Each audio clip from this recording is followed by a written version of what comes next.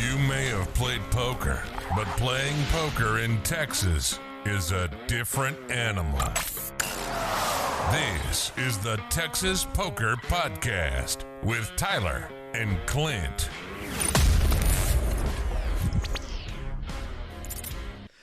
Hello, this is the Texas Poker Podcast. I'm Tyler. This is Clint. What's up, y'all? We are back with episode 4. It's good to be back. Had a lot to cover on episode 3, and we have even more on this episode. So, Tyler, how you been running this week? So I had kind of an interesting situation happen. I think it was definitely last week, some point. So I went to go play on a live stream for the first time ever. Because I know you said you played at the Paramount live stream before. So this was a cash game live stream. And I never played at a live stream before, so I was there before it started. And I got to see them scan all the cards, and I'd never seen. Did you see that when you played at the Paramount live stream? No, I'd heard that's how they did it because with the RFID cards, but I'd never seen them actually scan it on there. I guess they had the machine in the back and just did it, and you really didn't see that part of it. Yeah, it just told them what card to put at a certain point. But I just thought that was kind of cool. I had never seen that before. But what was interesting was, so we were playing on the live stream, and somebody complained about a card like having a scratch or a tear or something was wrong. I don't even really know what was wrong with the card. So we had to get a new card. But then when you just randomly bring in a new card, you have to rescan all the cards. Do you have to rescan all of them or just one? This case, it was all of them. Oh, God. Right. I did not realize that was a thing. Well, remember, because I called you during it, and I was like, hey, we're kind of on break because this happened. That's what they were doing. They had to rescan all the cards. Oh, okay. I mean, if it has to be done that way, it has to be done that way. But kind of shocked. I would have figured you could just rescanned one and called it good. But I have no idea or any experience on how that stuff goes. So if they're doing it that way, I assume that's just the way you do it. Right. I just thought that was kind of cool. So or interesting. Plays a role later in the story, but. So that happened kind of right at the beginning of the session. So then now we're playing these hands, and we have a situation happen where one player, it went like raise, call, 3-bet, 4-bet, and this player wants to call. He had a very high VPIP. He managed to hit over 80%. That's a lot of hands played. It's a lot of hands played. But this was, just a massive 4-bet. And he folds and shows the dealer his cards. And they get it all in. It's aces versus kings, all in pre-flop, of course. Wait, verify this. He shows the dealer his cards? Is he like in the 1 seat and just kind of flips them up for the dealer to look and knew the dealer or something? He was in like the 3 seat, but it was such a big fold for him that he showed the dealer, and then the dealer didn't really even look and just whatever. And then he would have flopped a set and rivered quads, right? And he lost his mind. Just couldn't believe it. Aces scooped, kings lost. But so he was like, I would have had quads.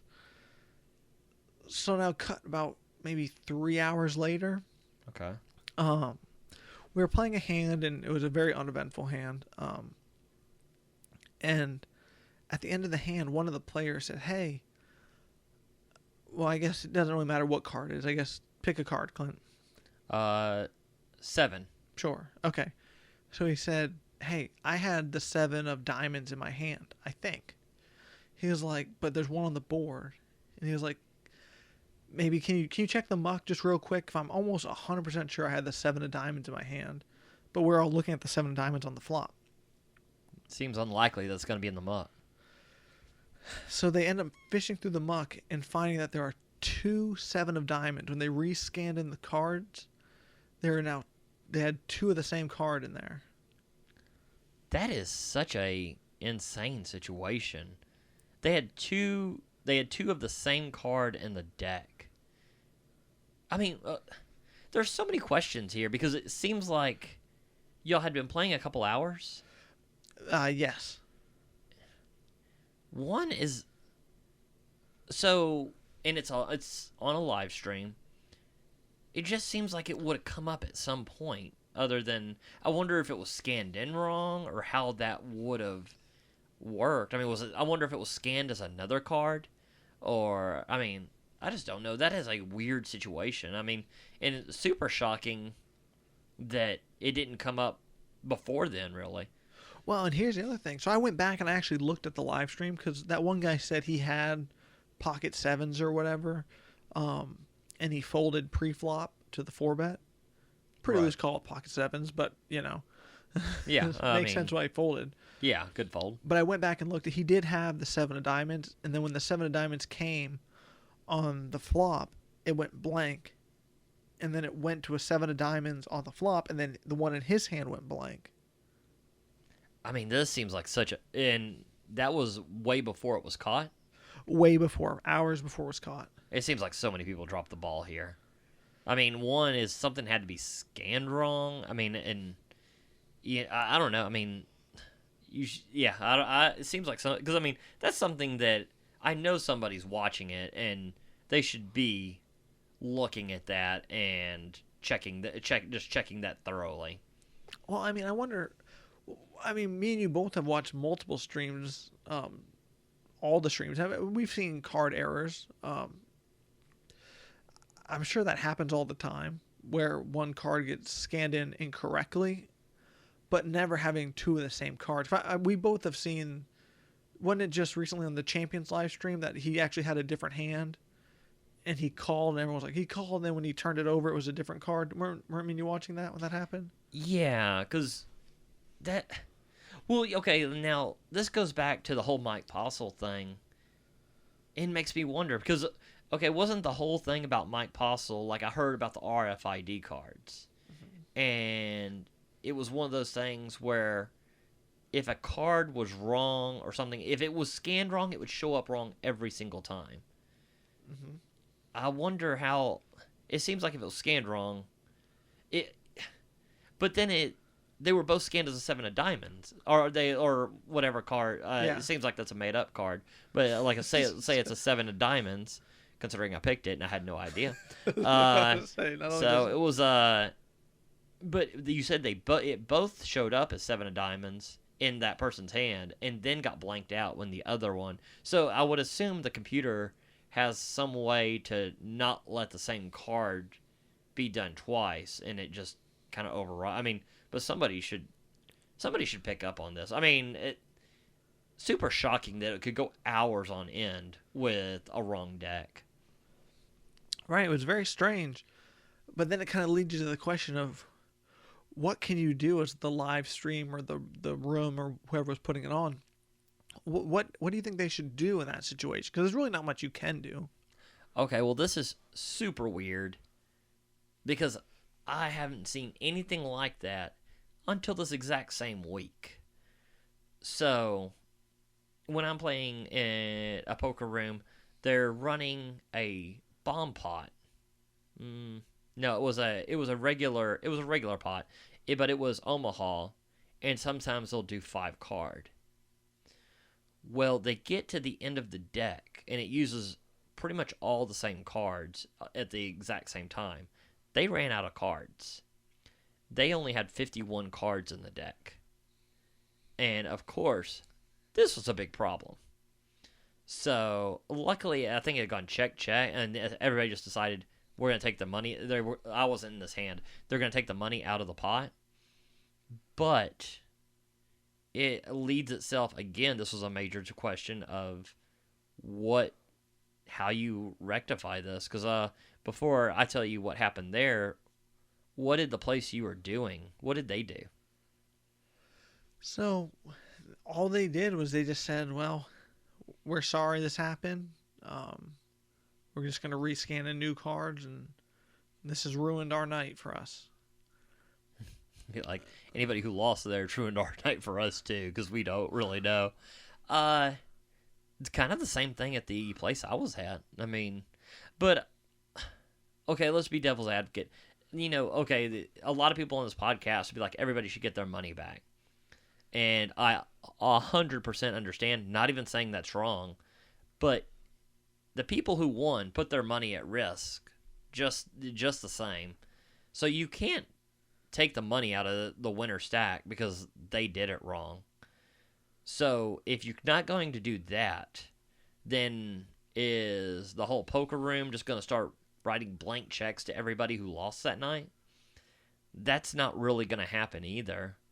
So outside of saying I'm sorry and all that, I'm just not sure how you really rectify the situation.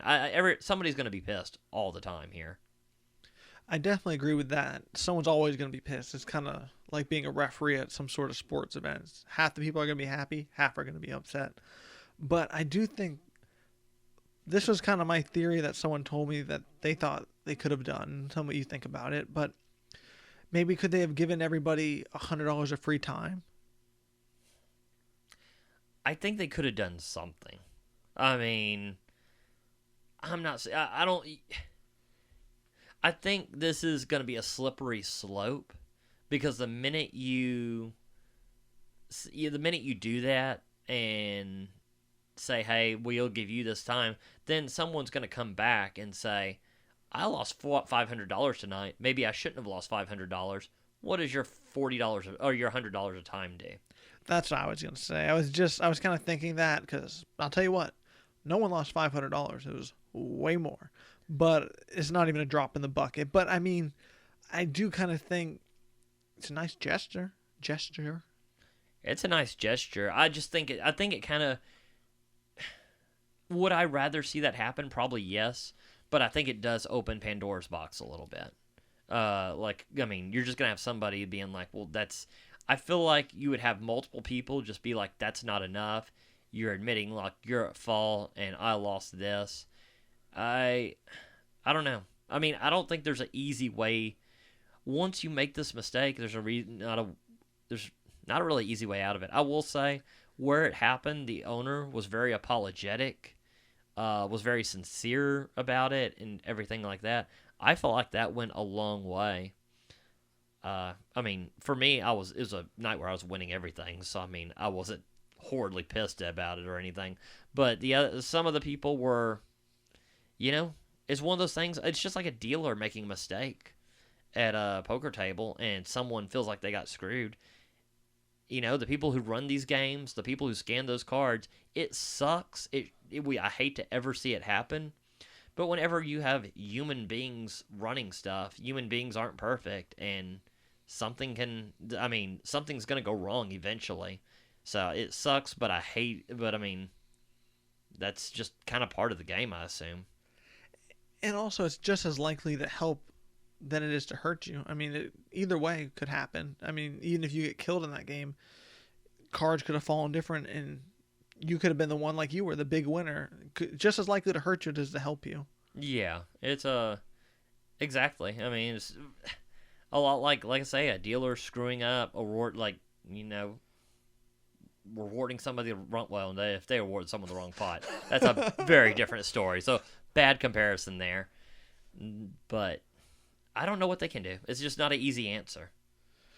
I guess, kind of like you said, someone's always going to think that they should do more, and there's never going to be a situation where everyone is happy. So it's kind of like maybe just be apologetic, move on, because at the end of the day, you can't make everyone happy, and you're not going to sit there and, like you said, write a blank check to everybody, because what if this happened at the nosebleed stakes? They're not going to sell the room. I don't know. Yeah, like you say, it could have also helped you. It could. There's no way to know who it helped, who it hurt, and everything else. And I mean, you can't just blame your bad play all night. I mean, you calling every pre-flop raise with Jack 3 off, and chasing gut shot straight draws on the fact that this one card was wrong. So the fact that nobody seems to have caught this for 3 hours makes me think they all should have lost anyway. I mean, I don't know how you don't realize that there's two cards in the same deck. Here would have been something really interesting, is if that guy would have called with that pocket pair versus the aces and the kings and flopped he would have rivered quads. Oh, God, that would have been... But both the cards were in play there. Ugh. I don't know. That's a very interesting scenario. I don't know what you do in that case. I mean, if you're the guy, you probably don't point out that you have that you have quads at that point that are matching every. I would hope everybody would kind of notice what was going on, but I don't know what you do. I feel like that's going to be a real big problem for a lot of people. Very happy that it didn't come down to exact hand like that, because at that point, I think it becomes very different. I'm glad it didn't happen. I would be interested to see how they would handle that exact scenario. I think in that exact scenario, I think they were talking about it because the hand that they notice it happens, everyone just gets their money back. That seems... Well, that's exactly what happened at ours game. So, like I say, everybody was in there on the flop, noticed there was wrong amount of cards, and everybody just ended up getting their money back. Because there was one guy who was super insistent about it, which it's kind of hard to say that he shouldn't be. And then I think the owner made the call rightly that if one player gets their money back, it just has to be every player. You can't just sit there and chop the pot different ways in the pot. It sounds complicated what they were even proposing, to where some people got their money back and others didn't. But I guess that's a whole different thing. That game is a game of its own anyways, so I'm shocked. Any outcome would have been non-shocking to me, but that's what happened. And I thought it was handled with as much grace as something like that could be handled. Like I say, people make mistakes. I don't know what you really can do about it. What are the chances of us both on the same night having two faulty decks, where I've never even seen it happen once out of all the hours I've played? That is crazy, because give you a behind the scenes, y'all. I'd heard about this hand before. He's recounting on the podcast, but I was when you were telling me originally that it had never happened. I could not remember any scenario like that where just the wrong amount of cards, there was two cards in the same deck or anything like that, and then it happens the exact same week. I thought that was kind of crazy. It's just, to me, just astronomical. Wasn't it the same night? It might have been the same night. Actually, I think it was the same night. I say, because you text me, I already went to sleep, but then, because I remember reading it being like, I mean, this is just astronomically low percent of it happening to both of us the same night. Yeah, I hadn't seen it hardly ever, and it happened the same. Now, mine wasn't on a live stream. Mine was just at a regular game, but still shocking. Still shocking because you know what I'd love to do? I'd love to call into Bart's podcast, the Crush Life Poker podcast, and recount these scenarios and see what should be done in the scenario. Well, maybe we'll try calling him, penciling him in or whatever as a third mic. We'll see what he says. But I'm sure he's always been a big fan of us and can't wait to get on the Texas Poker podcast. I like to make people's dreams come true, and so Bart, I'm gonna make your dreams come true. You come on in, and we'll get you in here somehow, some way. I was about to say, so you could say you've made it. It's okay. So aside from how you just getting just random crazy crap dealt to you, how did you run this week? So I guess after today I ended up. Well, last week I ended up being up just a little bit because, I got it in with a set versus in a 5-way, counting myself, pot. When I had a set, two people had the same open-ended flush draw. Someone else flopped 2 pair, and someone else was just in there rumbling. And turn completed both of their straights, and all the money went in. And then I boated on the river to scoop. So, aside being super lucky, I was profitable. You know what? The only part that matters is the last part, is being profitable. Like, what was it on the Champions live stream that the lion guy? God forbid somebody get lucky at a poker table. I thought that was a really great quote. Man, very nice. It's And didn't that tournament end up being a 3-way chop? I believe so. It was late at night, and my wife kept glaring at me as I was trying to watch it in the bedroom. And once who I forget what his name was. Everybody in chat was just calling him the Lion. He has this like gray mane of hair that was going like past his shoulders and stuff. Once he busted out, I was like, it looked like they were gonna chop it up. Did not care. That dude ripping off his mic in the middle of the game and just kind of losing his shit was super entertaining for that final table. But I guess even though it was a three-way chop, the winner was June Park. So congrats to him. I think it was $271,000. Right on the money. Oh, man, that is.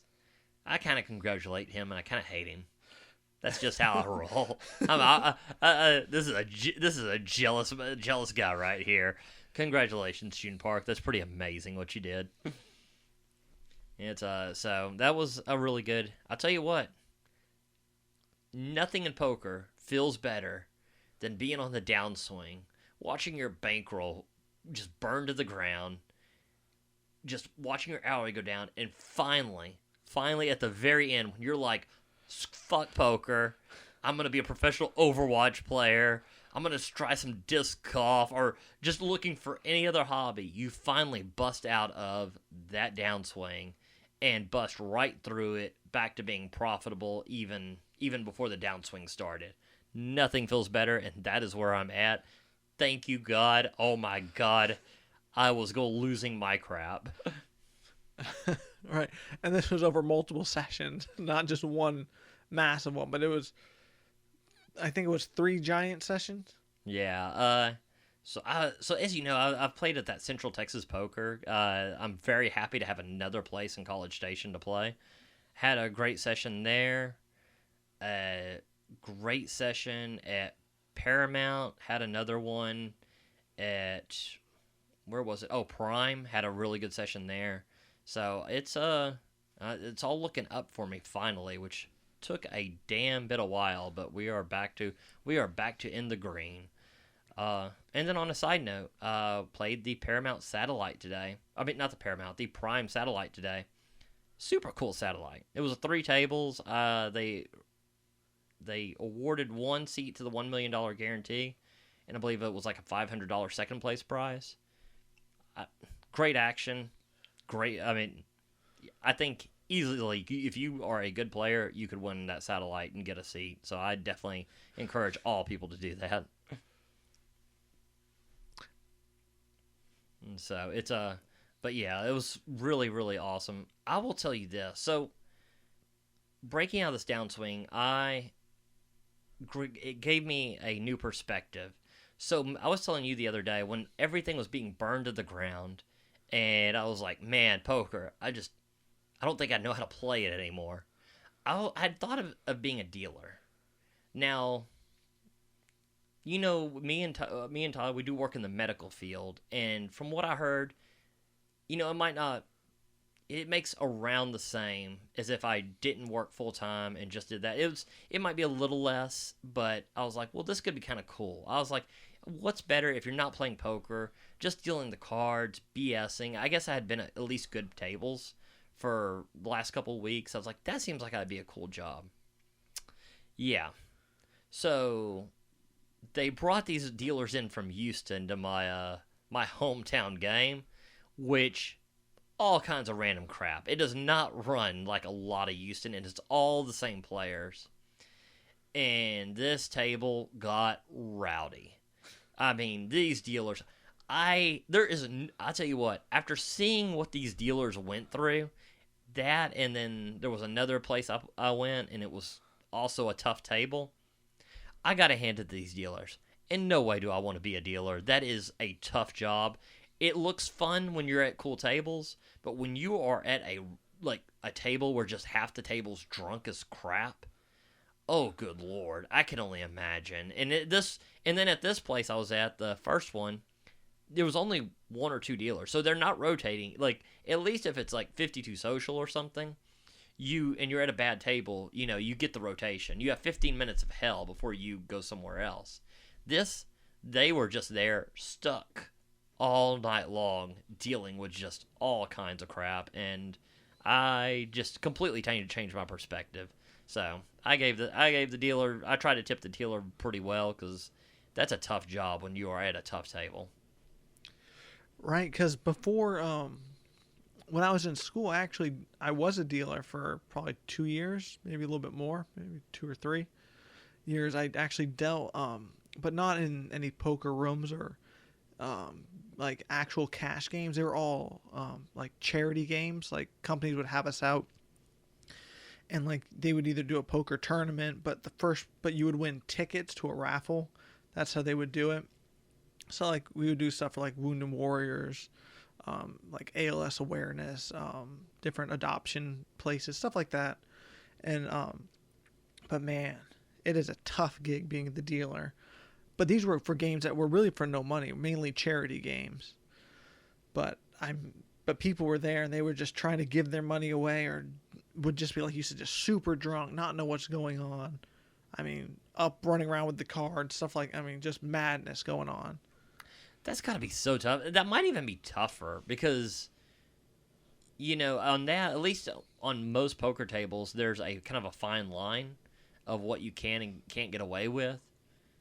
Like my home game, what I call my home game, when the city is small enough, it's all the same players, so it's just that I consider it a home game. It's not played at home, but it's just meaning that's all the same players that are normally there. But a lot of kind of antics go on that just would never fly in Houston, but yours might even be tougher because, like, it's got to be tough to handle people who a lot of times, probably half of them don't even know how to play poker. Well, see, that's whenever it was the toughest. Was if everyone doesn't know how to play poker, it's fine. No one really cares because no one's taking it that serious. The problem would be when it would be like one or two guys who are trying, or three, who are serious, have played live at the casino or whatever, and they want it to be handled like a real poker game. And I mean, it's very far from a real poker game because it's a charity thing where people just show up and get drunk and just throw the chips around and just see what happens. That's when it would get tough because they would get kind of complaining and it would kind of get mad at the players and tell me like, see, right, you tell him he can't bet like that. That's a string bet. He can't do that. And well, technically he's right, but I mean, we're also playing for fun at a party, and he's drunk, has never played before. So it does seem like a weird time to start enforcing the string bet. But I'll tell him. But he seems pretty drunk right now. He doesn't seem to be listening. By the way, he's walking away with one of the cards. So I'm going to go try to catch one of those cards before he leaves. Yeah, I could see that being tough. I mean, the only thing I can think of close to that was like the bar poker games, where it would be it's for no money, but you get people there who take it super seriously, which in all honesty, as long as they're not, talking crap about the new players and all that, it's perfectly fine. It's cuz to me it's on those I never wanted to reinforce, like I wanted the rules to be enforced because some people might actually use that as a stepping stone to go and play live poker. But yours is kind of a one-off thing, so it's a little bit different. So, it's always a tough. I mean, we talked about it with Paramount and like newer players, like how tough you enforce some of these rules all the time. You don't want to make it just undoable for new players because me and you've gotten new players, and we know how intimidating it is. Because a ton of people we've tried to get over there, they're like, "Well, I don't know the rules. I'm nervous. I'm going to do something wrong." So you don't want to really just make someone feel like crap, but you also want to enforce the rules that are there. And it's a fine line to walk as a dealer. And I'll tell you what, did not realize how bad that could be until this week, it seems like. And the other thing was, like, I even have friends who know the rules, know how to play well. Still don't want to go play live because they think they're going to do something wrong or embarrass themselves or people will get mad at them. Yeah, it's super intimidating, which I think we all need to help the new players because the game is better with the more people that are out there. Here's the thing is the more people out there, the more fish and donkeys there are. I mean, hopefully, I'm hoping new players learn and everything and become non-fish and donkeys and that the more fish and donkeys replenish them. But the more players that are, the better it is for everybody. So. And the other thing is you can't play poker by yourself. It's very tough. It's very boring. extremely boring. You don't win or lose very much. So also this week I was looking at it. It brought to light the crazier and sometimes the more annoying the table is super profitable. You would agree? Absolutely. Just depending, sometimes it really is one player who's being crazy and annoying, but also the one making the game super profitable. So how bad does it get? Would you rather play a game where everybody's friendly, everybody's fun, most people know the game to a certain degree to where there's not a gigantic edge, maybe a slight edge, or like a table where everything is just gone bananas, people are screaming at each other, but you know there's a profit to be made at the table? In the game that you're describing, is it one player who's going bananas, like one player who's leading the action and giving the action, or is it like four guys going crazy, but all, like you said, gambling it up, getting it in bad? Multiple players at both times. Which, I mean, some of these people I know, and I actually love playing with them. But I mean, when you're just drunk off your ass, I mean, most people get obnoxious. I probably do too. But I'm just wondering, like, what level it is as far as, is this profitable? But oh my god, it's just annoying as hell. Versus, are you just muscling every single thing out and just staying and grinding it as long as you know that there's a profit to be made? So I think for me, it depends on a few things. If the player who's given the action, running, yelling and playing, if their actions are fast, it doesn't bother me that much. But when people sit there, when they're drunk and just sit there for 5 minutes, 3 minutes, which is an eternity when you're paying for time, that's when it really starts to bother me. Because it doesn't really matter how good the action is they're giving. When you cut your hands per hour down in half because you have one player who will sit there and think and just be drunk looking around, that is just such a killer for me. That was part of it, especially at one of them. So it's pretty tough. And like I say, I find that I like to play at it for as long as I can, but it's poker. That's a part of the reason we love poker, is the freedom. So, but I think I got like a 2 to 3 hour tolerance of it getting crazy, just stupid. And then I'm like, well, at this point, if I'm at a pretty decent profit, I think I just call it good for the night. It seems like that's my tolerance level. I can only play for a very long time in those kind of games, just depending on if the action is flowing. It doesn't bother me that people are yelling and screaming or doing whatever, or betting $100 pre-flop. That doesn't bother me. What does bother me is when the person's going crazy, giving good action, yelling, having fun, making horrible calls and stuff, and then the floor comes over to try to tell them they need to calm. This happened to me at Lake Charles. He came over, we were playing 5-handed, and there was 2 guys there who were just giving the money away. All of it. Just didn't care, right? I do love those players. Right. Just every hand, just, they were just going to bet a bunch, call a bunch, lose, and just yell, and everyone would laugh at the end of the hand, and they'd rebuy and just kept rebuying, and it was fine. But then the floor heard them screaming, all sorts of curse words. And they're like, you can't act like this in the room. We have to have the room.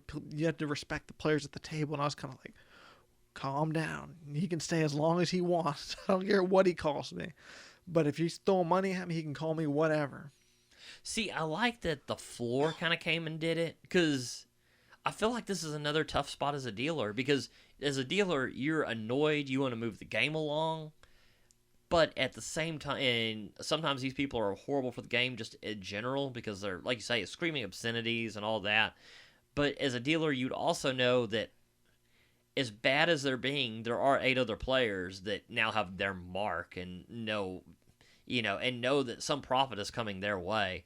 So you're just towing such a fine line. I'm kind of glad that it was the floor and not the dealer. You raise a good point. I do agree with you that I really do think it's the floor's responsibility to come out and talk to these players. One, just because it kind of puts the dealers in a weird spot. And, some of the dealers probably aren't looking to get in a confrontation every night.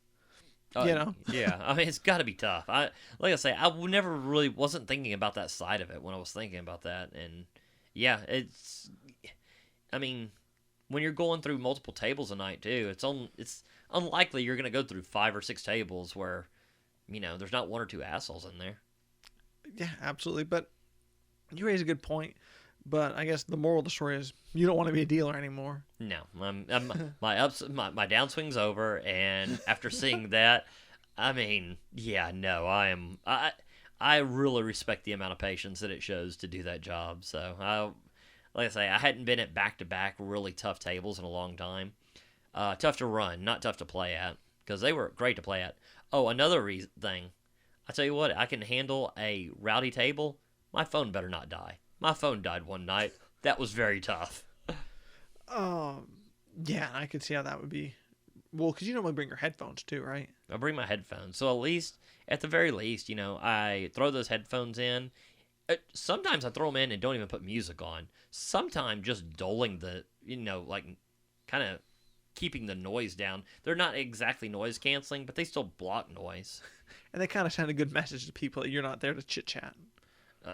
Especially the right people sometimes. But yeah, it was tough. But it like I say, it was kind of an eye-opening week between all of the events that happened. One thing that I did learn though when I was a dealer is it is so much easier when you're on the other side of the table.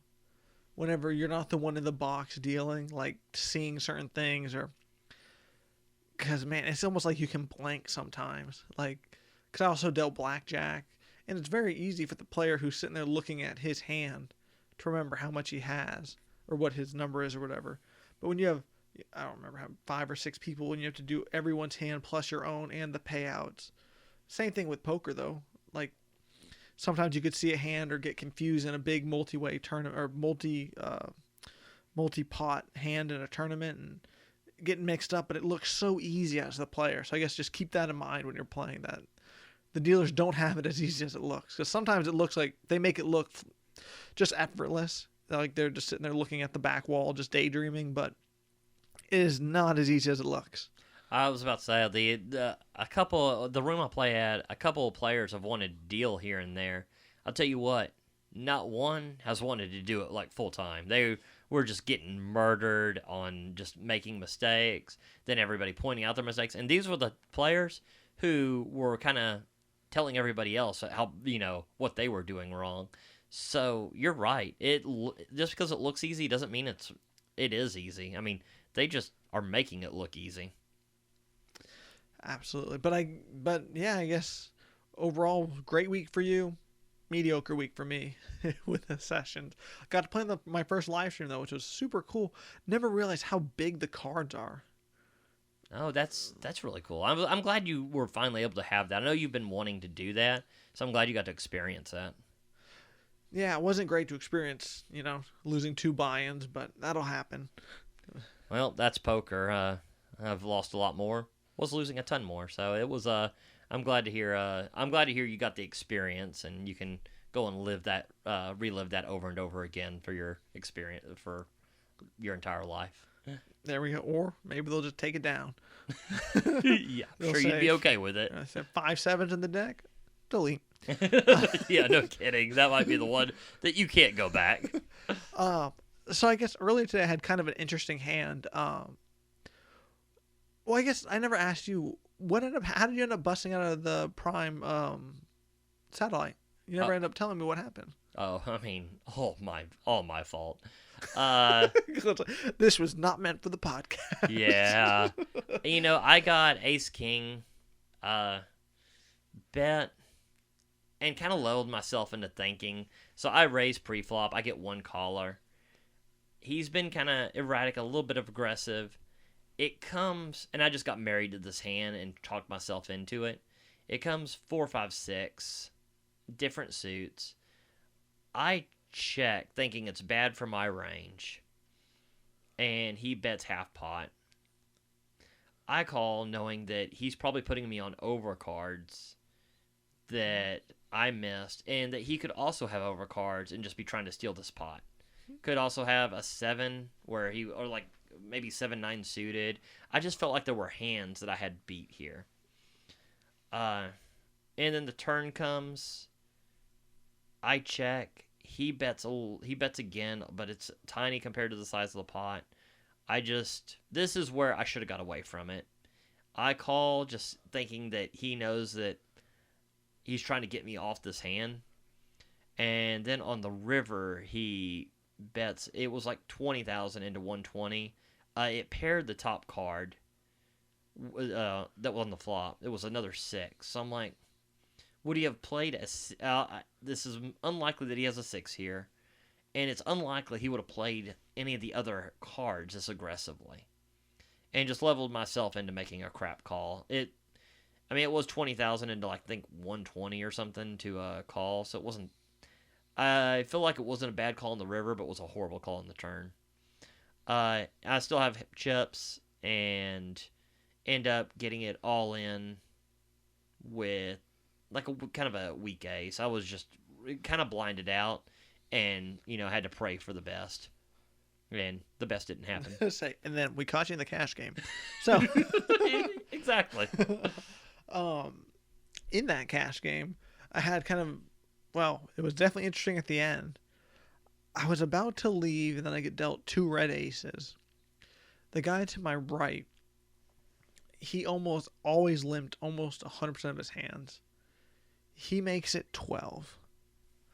So I was like, okay. I was not expecting to have to 3-bet with these aces, but I'll do it. Okay. So I 3-bet to 45 because the guy who raised pretty loose, or not loose, pretty tight and passive. So I was kind of expecting the whole table to fold because it was early position. He makes it 12. I instantly 3-bet. Someone actually calls in late position. Okay. And then he calls. So 3 to the flop. Exactly. So the flop comes 2 of hearts, 4 of spades, 6 of diamonds. It sounds pretty amazing for your hand. Right. So I bet 50. The pre-flop, the guy to my right checked. I bet 50. The other guy snap jams all in for 310 total. The guy folds. I snap call.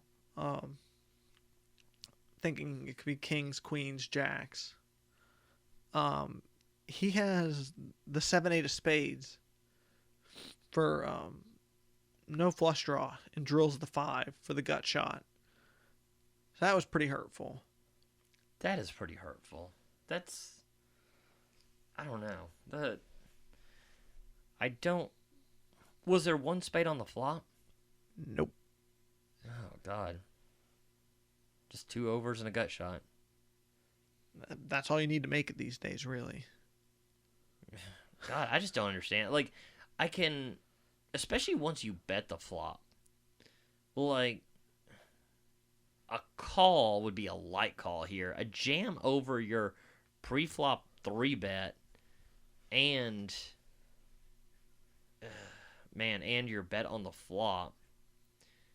I mean, I will say I'll disagree with you on this deal. I don't see him having kings or queens, especially a player that's willing to get it all in here on the gut shot. I mean, I gotta feel like that would have just gotten in the pre-flop, right? I would think so, but I hadn't played with this guy that much. Okay. I played with him a few times where ace high was good when I was bluffing, and he called. But I mean, obviously 7s, 8s, 9s, 10s. I think jack. I'm not sure everybody would 4-bet jacks here. So yeah, I don't know. I mean, all I can say is that's great for poker that people are jamming all in with gut shot straight draws. Bad for you that session. Right, but I guess this probably concludes episode 4 of the Texas Poker Podcast. We'll see you guys next week. That was the Texas Poker Podcast. Go ahead and rack up, add time, and we'll see you next week.